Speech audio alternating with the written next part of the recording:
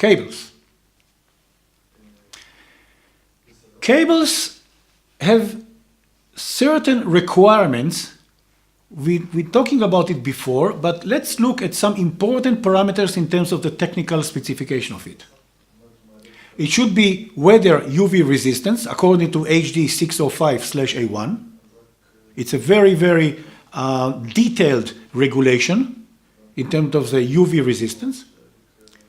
It should withstand operating temperature ranges -40 to +125, depends on the cable. There are cables that are up to 90 degrees.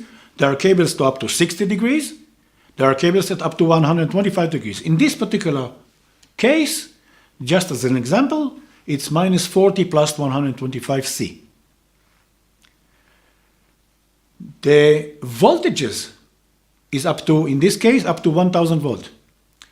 That means if two cables running parallel next to each other, the isolation is 1000 volt in each. So we don't have this gap, this spark gap. The higher the voltages, the more immune this cable, the more immune the other cable, the neighboring cable. So we isolate this cable much higher. The higher voltages, 1000 volts, mean less voltage will go out, will be escaped.